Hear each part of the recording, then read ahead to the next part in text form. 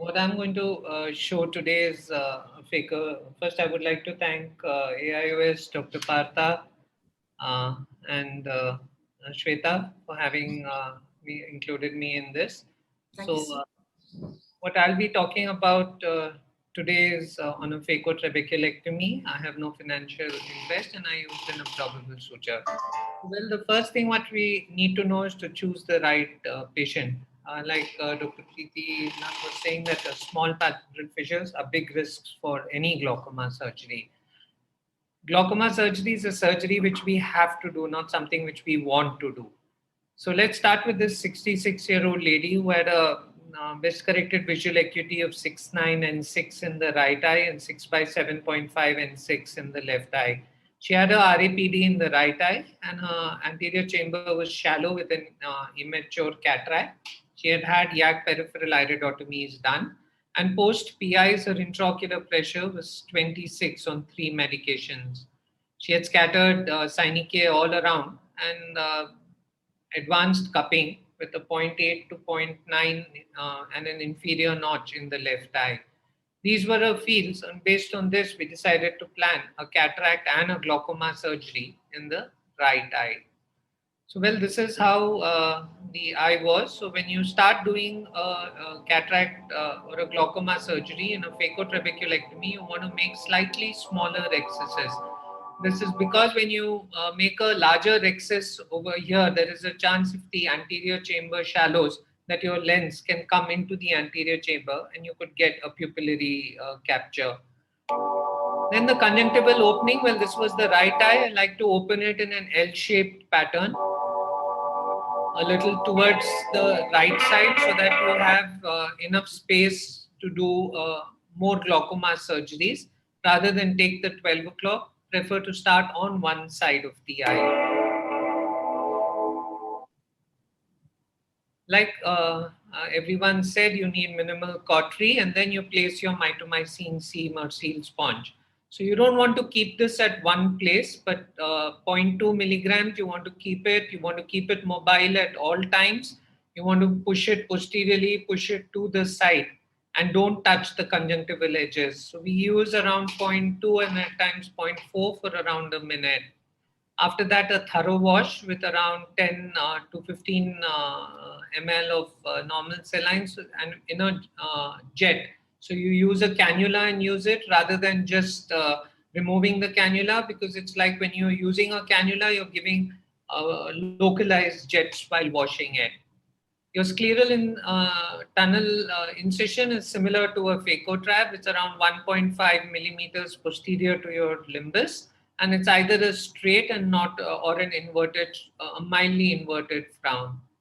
The dissection into the cornea is as much corneal as you can go. So you want to go as much corneal as you can go and use your keratome to enter as much corneal as you can.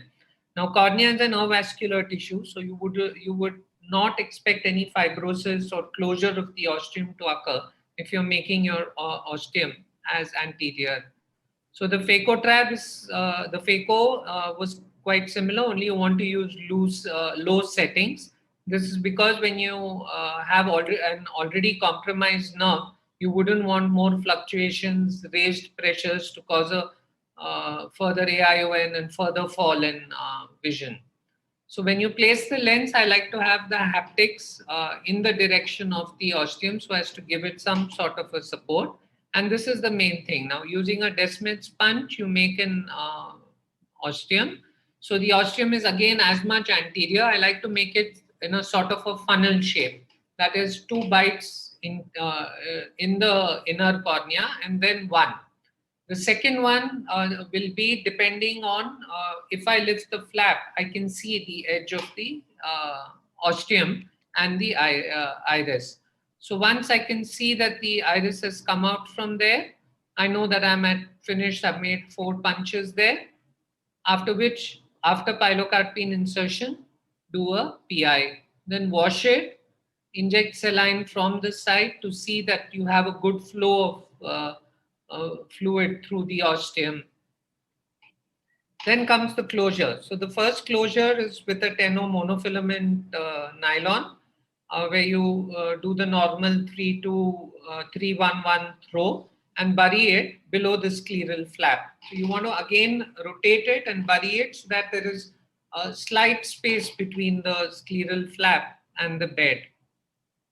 Then viscoelastic into the eye, after which you start the closure. So the closure is using tenovicral sutures, where you use it on either side of the ostium. Don't go through the ostium. So you start with one end, take a bite through the ostium, to the, over here it's the right isotemporal to the ostium. The second one, nasal to the ostium, and then close. So what you end up with then is, and then tie it. So you end up with a crisscross, a sort of a crisscross pattern of closure where your maximum pressure is right over the ostium. So you're taking the bite on the other side.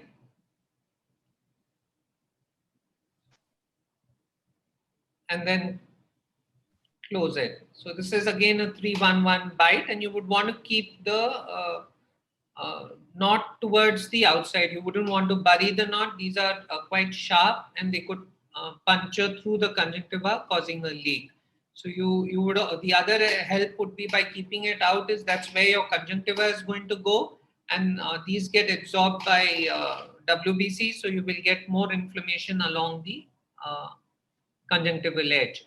The closure is again with a tenovicral, again in a continuous interlocking pattern, by anchoring it at the episcleral and the corneal on the, again in an L-shaped pattern, and then this side again anchoring it and then closing it. Then if you have any wound leak, and that's the end of your surgery. So we did, I did look at nearly 97 eyes of 93 patients. We did have, when I was using a single suture and not a crisscross, there were a few cases of shallow anterior chamber. But once I started using the crisscross pattern, this amount of shallow anterior chamber did reduce. Thank you.